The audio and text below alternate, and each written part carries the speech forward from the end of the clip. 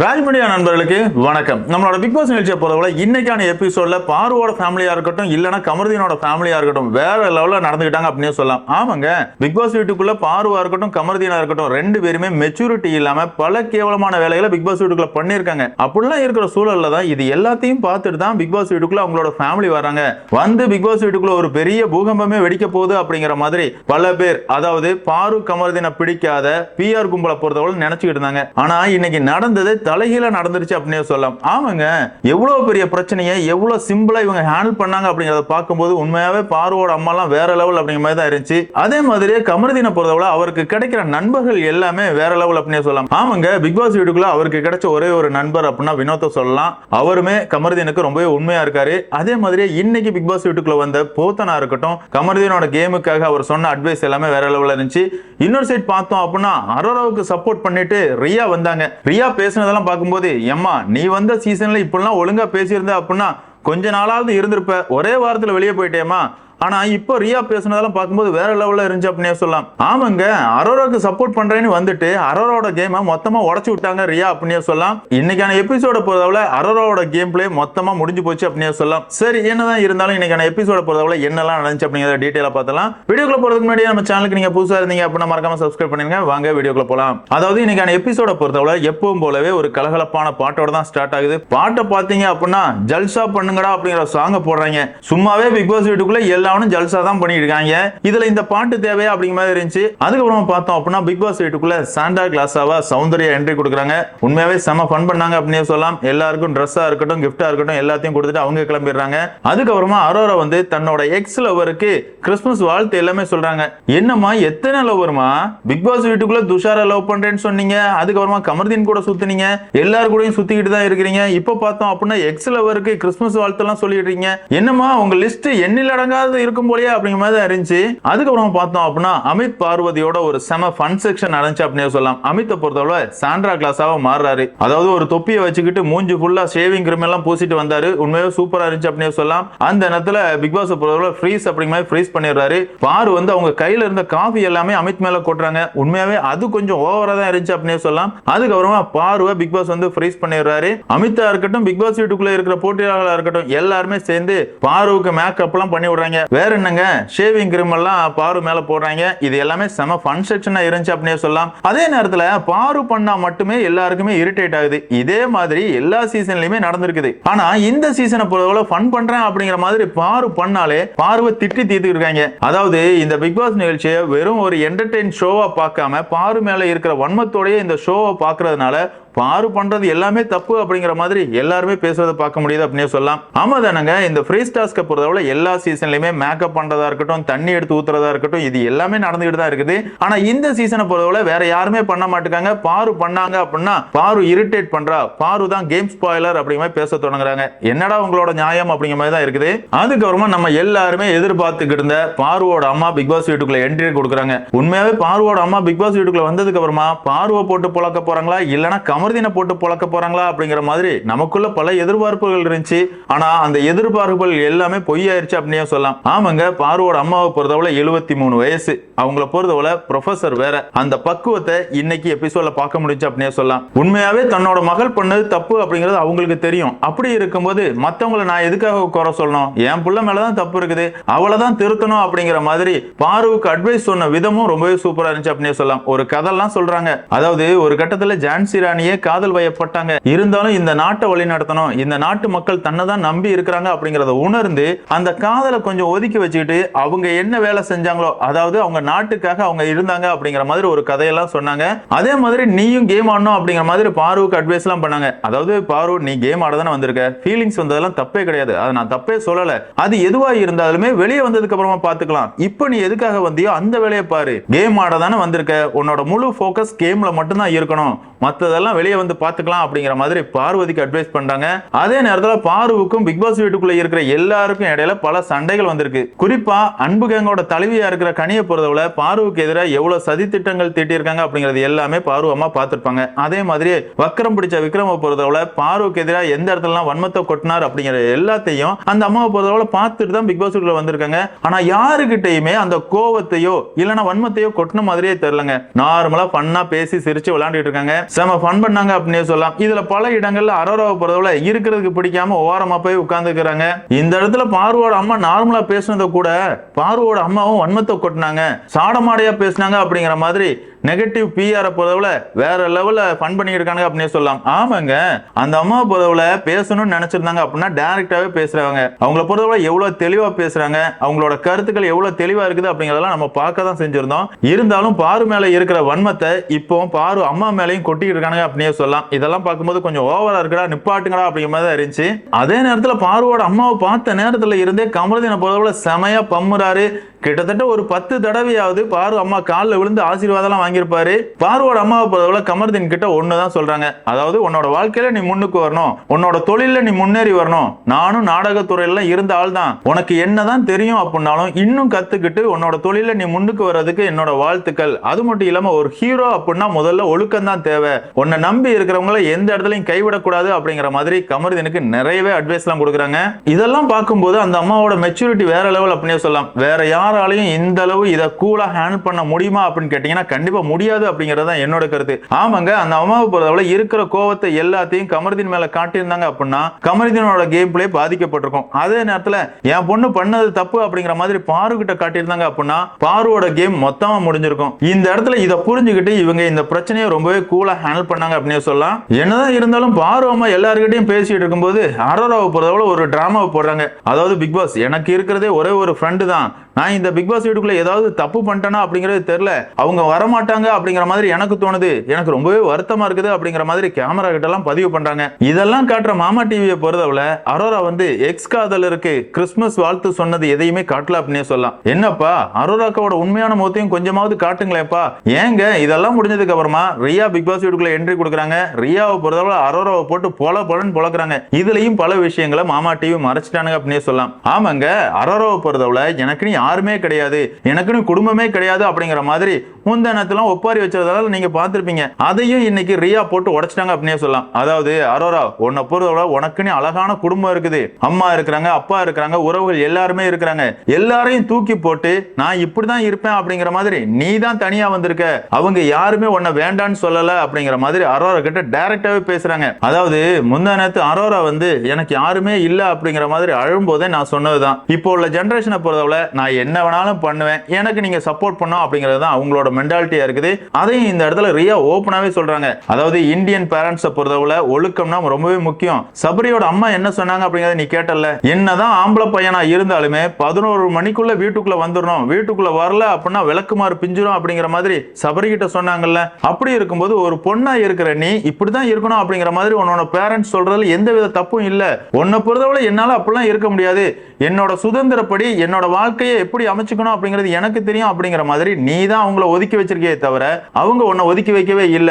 அப்படி இருக்கும்போது எனக்குன்னு யாருமே இல்ல, எனக்குன்னு குடும்பமே இல்ல அப்படிங்கிற மாதிரி நீ சிம்பத்திக்காக கேமரா பத்தி இப்படிலாம் புலம்பாத, பாக்குறதுக்கே கேவலமா இருக்குது அப்படிங்கிற மாதிரி ரியா செருப்ப சாணியில முக்கி அடிக்கிற மாதிரி அரோராவுக்கு சரியான சாணி அடி கொடுத்தாங்க அப்படின்னு சொல்லலாம். இது எதையுமே மாமா டிவி இன்னைக்கான எபிசோட்ல காட்டவே இல்லை. அதோட அரோரா நேரத்துல என்னமோ பாரு வந்து உன் மேல வன்மத்தை கொட்டுறா, நீ வெளியே போகணும்னு நினைக்கிறா அப்படிங்கிற மாதிரி நீ பல இடங்கள்ல பதிவு பண்ணிட்டு இருக்க, நீயும் அதே தானமா பண்ணிட்டு இருக்க, நீயும் பாரு மேல வன்மத்தை தான் கொட்டிட்டு இருக்க, பார்வை நீயும் நாமினேட் பண்ணதான் செய்யற.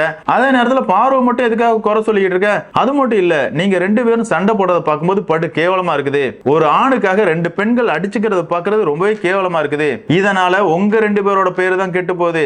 அதாவது அரோரா தப்பானவ அப்படிங்கிற மாதிரி அரோராவை திட்டுறாங்க, இன்னொரு சைட் பார்த்தோம் அப்படின்னா பாரு தான் தப்பானவ அப்படிங்கிற மாதிரி பார்வை திட்டுறாங்க. இதுக்கு காரணமா இருந்த கமருதீனை யாருமே திட்டுறது இல்ல அப்படிங்கிற மாதிரி ரியா ஒரு கருத்தை பதிவு பண்ணாங்க. இது தாங்க என்னோட கருத்தும். ஆமா தானங்க, இந்த தப்புக்கு சரிபாதி பங்கு கமருதீனுக்கு இருக்குது. அப்படி இருக்கும்போது பெண்களை மட்டும்தான் எல்லாரும் டார்கெட் பண்ணி திட்டி தீக்குறாங்களே தவிர ஆணா இருக்கிற கமருதீனை யாருமே குறை சொல்றதுக்கே தயாரா இல்ல. அவர் வந்து ஆணழகன், ரொம்ப இன்னசென்ட் அப்படிங்கிற மாதிரி பேசிட்டு போறாங்க. இந்த இடத்துல ரியா சொன்னது 100க்கு 100 உண்மை அப்படின்னே சொல்லலாம். அது மட்டும் இல்லாம என்ன நீ துஷாரா காதல் பண்ணிட்டு இருக்கியா, உண்மையாவே காதல் பண்றியா? அப்படியே உண்மையா காதல் பண்ண அப்படின்னாலும் பிக் பாஸ் வீட்டுக்கு வெளியே வந்ததுக்கு அப்புறமா பண்ணிக்க வேண்டியதானே? எதுக்காக எப்ப பார்த்தாலும் துஷார் துஷார் துஷார் அப்படிங்கிற மாதிரி துஷாரை பத்தியே புராணம் பாடிட்டு இருக்க? இதெல்லாம் கொஞ்சம் கூட நல்லாவே இல்ல அரோரா அப்படிங்கிற மாதிரி எல்லாம் சொல்றாங்க.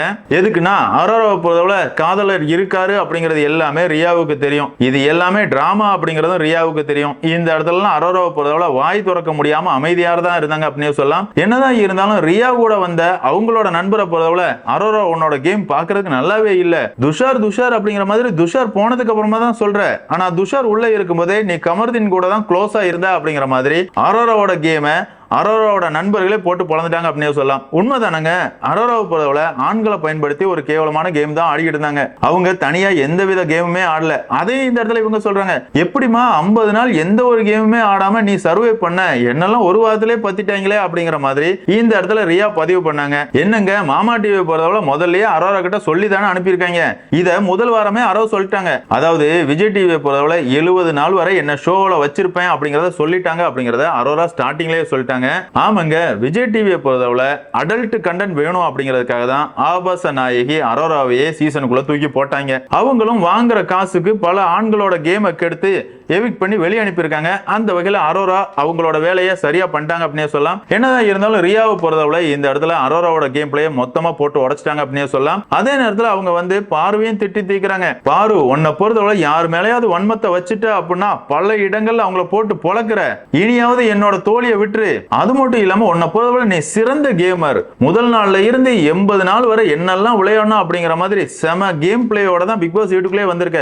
அது மட்டும் இல்லாம உன்னோட கேம் பிளேயை பொறுத்தவரை ஒரு பிரச்சனை வருது அப்படின்னா அந்த பிரச்சனைக்கான சொல்யூஷனும் இருக்குது. அது திசை திரும்பி போச்சு அப்படின்னா அதை எப்படி சமாளிக்கணும் அப்படிங்கிற திறமையும் உங்ககிட்ட இருக்குது. உண்மையாவே உன்னோட கேம் பிளே வேற லெவல். அது மட்டும் இல்லாம இந்த சீசனை பொறுத்தவரை உன்னை பிடிச்சவங்களா இருக்கட்டும் பிடிக்காதவங்களா இருக்கட்டும், நீ இல்லைன்னா இந்த சீசனே இல்ல அப்படிங்கிற வார்த்தையும் ரியா இந்த இடத்துல பதிவு பண்றாங்க. இதையும் மாமா டிவியை பொறுத்தவரை இன்னைக்கான எபிசோட்ல காட்டவே இல்லை அப்படின்னு சொல்லலாம். இதை தானங்க நம்மளும் சொல்லிட்டு இருக்கோம். பாசிட்டிவோ நெகட்டிவோ பாரு இல்லைன்னா இந்த சீசனே இல்ல அப்படிங்கிற அளவுக்கு தான் எல்லாரோட கேம் பிளேயும் இருக்குது. அரோரா வெளியே தெரியணும்னா பாரு கூட சண்டை போட வேண்டியிருக்குது. திவ்யா வெளியே தெரியணும்னா பாரு கூட சண்டை போடணும். விக்ரம் வெளியே தெரியணும்னா பாரு கூட சண்டை போடணும். கனி வெளியே தெரியணும்னா கனியும் பாரு கூட சண்டை போடணும். இப்படி யாரு வெளியே தெரியணும்னாலுமே பாரு தான் தேவை. அந்த வகையில இந்த சீசனோட கண்டென்ட் கியூன் அப்படின்னா அது பாரு அப்படிங்கறதுல எனக்கு எந்த வித மாற்று கருத்துமே இல்ல. இதை தான் இந்த இடத்துல ரியாவும் பதிவு பண்ணாங்க அப்படின்னு சொல்லலாம். என்னதான் இருந்தாலும் இந்த இடத்துல பாருவை பொறுத்தவரை ரியாவை தனியா கூட்டு போய் பல கேள்விகள் கேட்கறாங்க. நான் எப்படி கேம் விளையாடுறேன், வெளியே எப்படி தெரியுது அப்படிங்கலாம் கேட்கறாங்க. அந்த இடத்துல ரியாவை பொறுத்தவரை உன்னோட கேம் எல்லாம் சூப்பரா இருக்குது, ஆனா சில இடத்துல நீ தடுமாறிட்ட, அது என்ன அப்படிங்கறத கொஞ்சம் யோசிச்சு கேம் ஆடு அப்படிங்கிற மாதிரி சொல்றாங்க. பார்வை பொறுத்தவரை கமருதீன் கூட இருக்கிறது தப்பா தெரியுதா, கமருதீன் என்ன ஏமாத்துறானா அப்படிங்கிற மாதிரி கேட்கறாங்க. ரியாவை பொறுத்தவரை அதெல்லாம் நான் சொல்ல மாட்டேன்பா, உன்னோட கேமை கொஞ்சம் புரிஞ்சு யோசிச்சு விளையாடு அப்படிங்கிற மாதிரி ஒரு அட்வைஸ் கொடுக்குறாங்க. அந்த இடத்துல இன்னொன்னு சொல்றாங்க, அரோராவும் நீயும் கமருதீனுக்காக சண்டை போடுறத வெளியே இருந்து பார்க்கும்போது ரொம்பவே அசிங்கமா இருக்குது, அதை மட்டும் ஸ்டாப் பண்ணிட்டு உங்களோட கேம் பிளேயை ஸ்டார்ட் பண்ணுங்க அப்படிங்கிற மாதிரி ஒரு அட்வைஸ் கொடுக்குறாங்க. அதுக்கப்புறமா அரோரா ரியா இந்த ரெண்டு பேரும் பேசுறதை காட்டுறாங்க. அந்த இடத்துல அரோராவை பொறுத்தவரை துஷார் துஷார் அப்படிங்கிற மாதிரி துஷாரை பத்தியே பேசியிருக்காங்க. துஷாரை பத்தி திரும்ப திரும்ப பேசிக்கிட்டு இருந்தா அப்படின்னா செருப்பு பிஞ்சிரும் அப்படிங்கிற மாதிரி ரியா சொல்றாங்க. பிக் பாஸ் பொறுத்தவரை ரியா உங்களோட நேரம் முடிஞ்சு போச்சு அப்படிங்கிற மாதிரி சொல்றாங்க. அந்த இடத்துல அரோரா வந்து ரியாவோட காதுல குசு குசுன்னு பேசியிருக்காங்க. வேற ஒண்ணும் கிடையாதுங்க, நான் வேணா பெட்டியை தூக்கிட்டு வெளியே வந்துருவா அப்படிங்கிற மாதிரி கேட்கறாங்க. அதுக்கும் ரியாவை பொறுத்தவரை செருப்பு பிஞ்சிரும் அப்படிங்கிற மாதிரி சொல்றாங்க. பிக் பாஸ் பொறுத்தவரை எல்லாமே எனக்கு கேட்டுருச்சுமா அப்படிங்கிற மாதிரி சொல்லிட்டு ரியாவை வெளியே அனுப்புறாரு. உண்மையாவே இந்த சீசனை பொறுத்தவரை யாரு பெட்டி எடுக்கிறாங்களோ அவங்க தான் பிஸ்தா அப்படின்னே சொல்லலாம். ஆமாங்க, இந்த சீசனை பொறுத்தவரை இவங்க தான் வின்னரா வரணும் அப்படிங்கிற எந்த ஒரு எண்ணமுமே யாருக்குமே கிடையாது. இருக்கிற போட்டியாளர்கள்ல வினோத் வின்னரா வரலாம், இல்லனா பாரு வின்னரா வரலாம். எதுக்காகனா வினோத்தை பொறுத்தவரை ரொம்பவே இன்னசென்ட்டா இருக்கிறாரு, பாருவை பொறுத்தவரை பாசிட்டிவோ நெகட்டிவோ கண்டென்ட் கொடுத்திருக்காங்க. மத்தபடி யாருக்குமே டைட்டில் வின்னரா வர்றதுக்கான எந்த தகுதியுமே இல்ல அப்படிங்கறது தான் என்னோட கருத்து. அந்த வகையில பார்த்தோம் அப்படின்னா இந்த சீசனோட டைட்டில் வின்னரா வர்றதுக்கான தகுதி இப்போதைக்கு வினோத்துக்கு இருக்குது அப்படின்னு சொல்லலாம். அடுத்ததா இரண்டாவது இடத்தை பொறுத்தவரை அது தேவையில்லாத ஆணி அப்படின்னு சொல்லலாம். அந்த வகையில யாரு பெட்டி எடுக்கிறாங்களோ அவங்க தான் கேம் பிளேயர் அப்படின்னு சொல்லலாம். அந்த பெட்டியை யார் எடுக்க போறாங்க அப்படிங்கறத வெயிட் பண்ணி தான் பார்த்தாகணும். என்னதான் இருந்தாலும் ரியா வெளியே போனதுக்கு அப்புறமா கமருதீனோட ஃபேமிலி என்ட்ரி கொடுக்குறாங்க. கமருதீனோட அக்கா, அக்காவோட பொண்ணு, அதே மாதிரியே கமருதீனோட ஃப்ரெண்ட், இந்த 3 பேருமே பிக் பாஸ் வீட்டுக்குள்ள வராங்க. இதுல கமருதீனோட அக்காவை பொறுத்தவரை கமருதீனுக்கு நிறையவே அட்வைஸ் கொடுக்குறாங்க. எதுக்குடா திவ்யா கூட எப்பவுமே சண்டை போட்டு இருக்க, அது மட்டும் இல்லாம சண்டை போடும்போது வார்த்தைகள் விடுற, இது ரொம்பவே தப்பா இருக்குது, இது ஒண்ணும் நம்ம வீடு கிடையாது, சேர் எல்லாம் தூக்கி போட்டு அடிச்சுக்கிட்டு இருக்கியா அப்படிங்கிற மாதிரி கமருதீன் பண்ற தவறுகள் எல்லாத்தையுமே கமருதீன் சொல்றாங்க. அது மட்டும் இல்லாம லைஃப் பார்ட்னரை தேடுறதுக்கான இடம் இது கிடையாது. நீ கேம் ஆட தானே உள்ள வந்திருக்க. இந்த வாய்ப்பு பலருக்கு கிடைக்காம உனக்கு கிடைச்சிருக்குது. அந்த வாய்ப்பை சரியா பயன்படுத்திக்க. எதுவா இருந்தாலும் வெளியே வந்ததுக்கு அப்புறமா பாத்துக்கலாம் அப்படிங்கிற மாதிரி பாரு கமருதீன் விஷயத்தை கண்டுக்காம போறாங்க. அதே நேரத்துல கமருதீனோட ஃப்ரெண்ட பொறுத்தவரை கமருதீனை தனியா கூப்பிட்டு லெஃப்ட் அண்ட் ரைட் வாங்குறாரு அப்படின்னு சொல்லலாம். மச்சான் உன்னோட கேம்லாம் சூப்பரா இருக்குடா. அதே நேரத்துல சில இடங்கள்ல கேமரா இருக்கிறத மறந்துகிட்டு ரொம்பவே எல்லை மீறி நடந்துகிட்டு இருக்க. இதெல்லாமே ரொம்பவே தப்பா இருக்குது. என்ன பொறுத்தவரை நான் வந்து பாருகிட்டையும் வினோத்துக்கிட்டையும் நிறைய விஷயங்கள் பேச வேண்டியிருக்குது. உங்ககிட்ட தனியா பேசினேன் அப்படின்னா அதையே நீ நாளைக்கு ஒரு பெரிய பிரச்சனை ஆக்குவ. அதனால அவங்க முன்னாடியே என்ன சொல்லணும்னு நினைக்கிறோம் அதை நேரடியாவே சொல்லிடுறேன். அது மட்டும் இல்லாம அரோராவை மட்டும் நம்பிராத. அவ ஒரு அட்வைஸ் கொடுக்குறா அப்படின்னா அதை கேட்டு நடந்துக்காத. அரோராவை பொறுத்தவரை டபுள் கேம் ஆடிட்டு இருக்கா. அரோரா கிட்ட ரொம்பவே கவனமா இருக்கு அப்படிங்கிற மாதிரி முதல்ல அட்வைஸ் பண்றாரு. அதுக்கப்புறமா வினோத்தையும் கூப்பிட்டு வச்சு பேசுறாரு. அதாவது வினோத் கமருதீன் உங்க ரெண்டு பேரோட காம்போ வேற லெவல்ல இருக்குது. நீங்க ரெண்டு பேரும் ஒன்னாவே சேர்ந்து ஆடுங்க. உங்க ரெண்டு பேரையுமே ஃபைனல் ஸ்டேஜ்ல பார்க்கணும் அப்படிங்கறது தான் என்னோட ஆசை. என்னதான் இருந்தாலும் மத்தவங்க கூட சேர்ந்து ஆடாதீங்க. நீங்க ரெண்டு பேரும் சேர்ந்து ஆடுங்க. உங்க கூட வேற யாரையும் சேர்த்துக்காதீங்க. குறிப்பா அரோராவை சேர்த்துக்காதீங்க. அரோராவை பொறுத்தவரை சேம கேம் பிளே ஆடிக்கிட்டு இருக்கா. உங்க கூட நல்லா பேசுற மாதிரி பேசி பழகுறா. அதே நேரத்துல உங்களோட வீக்னஸ் என்ன அப்படிங்கறத தெரிஞ்சுக்கிட்டு உங்களோட தவறுகளை வீக்கெண்ட்ல எங்க அட்ரஸ் பண்ணா உங்களோட பேரு கெட்டு போகுமோ அதை சரியா பண்ணிட்டு இருக்கா. அவளை மட்டும் நம்பாதீங்க அப்படிங்கிற மாதிரி வினோத் கமருதீன் இந்த ரெண்டு பேருக்கிட்டயுமே ஒரு அட்வைஸ் கொடுக்குறாரு. அதாவது இந்த இடத்துல இன்னொன்னு சொல்றாரு. பாருவ கூட நம்பலாம்ப்பா, அரோராவை நம்பாதீங்க அப்படிங்கிற மாதிரி சொல்றாரு. அதுக்கப்புறமா பாரு கமருதீன் இந்த ரெண்டு பேரையும் ஒன்னா வச்சும் அட்வைஸ் கொடுக்குறாரு. அதாவது இந்த ஷோ பொறுத்தவரை குழந்தைகள்ல இருந்து எல்லாருமே பாக்குறாங்க. நீங்க சில இடங்கள்ல நடந்துக்கிறது ரொம்பவே அசிங்கமா இருக்குது. அதெல்லாம் கொஞ்சம் ஸ்டாப் பண்ணுங்க. அது மட்டும் இல்லாம தனியா கேம் ஆடுங்க.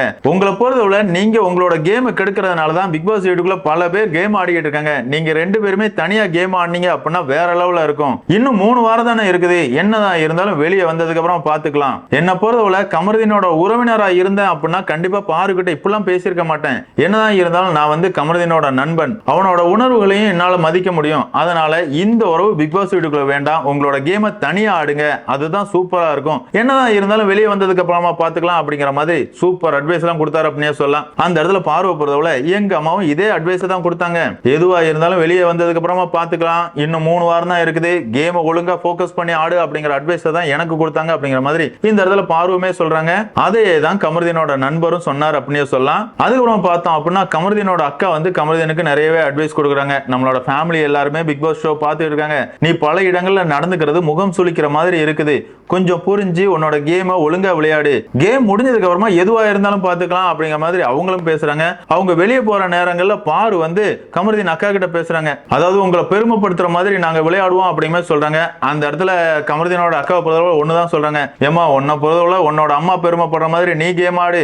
அவனை பொறுத்தவரை நாம் பெருமைப்படுற மாதிரி அவன் கேம் ஆடட்டும். எதுவா இருந்தாலும் வெளியே வந்ததுக்கு அப்புறமா பேசிக்கலாம் அப்படிங்கிற மாதிரி சொல்லிட்டு போறாங்க.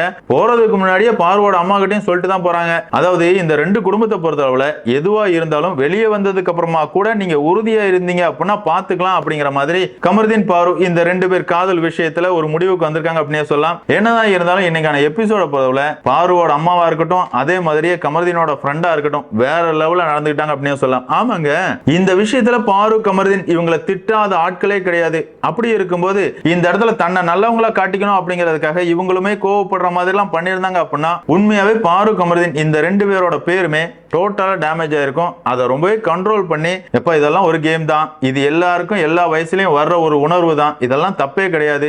இப்ப நீங்க எதுக்காக வந்திருக்கீங்களோ அந்த வேலையை மட்டும் சரியா பண்ணுங்க. எதுவா இருந்தாலும் பிறகு பாத்துக்கலாம் அப்படிங்கிற மாதிரி செமையா அட்வைஸ் பண்ணி இந்த பிரச்சனைக்கு ஒரு எண்ட் கார்டு கொடுத்திருக்காங்க அப்படின்னு சொல்லலாம். என்னதான் இருந்தாலும் பாரு கமருதீனை பொறுத்தவரை இன்னும் 3 வாரங்கள் எப்படி கேம் ஆட போறாங்க அப்படிங்கறத பொறுத்து தான் அவங்க யாரு அப்படிங்கிறது தெரிய வரும் அப்படின்னு சொல்லலாம். ஆமாங்க, தப்பு பண்றது மனித இயல்பு தான். அந்த தப்பை திருத்திக்கிட்டு அவங்க கேம் ஆடுறாங்களா அப்படிங்கறத நம்ம பொறுத்து தான் பார்த்தாகணும். என்னதான் இருந்தாலும் பாருவோட அம்மா சொன்னது பாருவுக்கு மட்டும் கிடையாது, ஒட்டு மொத்தமா எல்லா பெண்களுக்குமே பொருந்தும் அப்படின்னே சொல்லலாம். ஆமாங்க, எல்லா இடத்துலயும் எல்லாரும் பெர்ஃபெக்டாலாம் இருந்துட முடியாது. தவறு பண்றது மனித இயல்பு தான். அதே நேரத்துல இது தப்பு தான் புரிஞ்சதுக்கு அப்புறமா அதுல இருந்து நம்ம எப்படி வெளியே வர்றோம், நம்ம வாழ்க்கையை எப்படி ஸ்ட்ராங்கா முன்னாடி கொண்டு போறோம் அப்படிங்கிற மாதிரி பாருவோட அம்மா பேசினதெல்லாம் வேற லெவல்ல இருந்துச்சு அப்படிங்கிறது என்னோட கருத்து. ஏன்னா இருந்தாலும் பிக் பாஸ் ரசிகர்களான உங்களை பொறுத்தவரை இன்னைக்கான எபிசோட்ல யார் ஹீரோ நீங்க நினைக்கிறீங்க அப்படிங்கறத கமெண்ட்ல மென்ஷன் பண்ணுங்க. இந்த வீடியோ உங்களுக்கு பிடிச்சிருந்தா லைக் பண்ணுங்க, ஷேர் பண்ணுங்க, மறக்காம நம்ம சேனலை சப்ஸ்கிரைப் பண்ணுங்க. Thank you friends.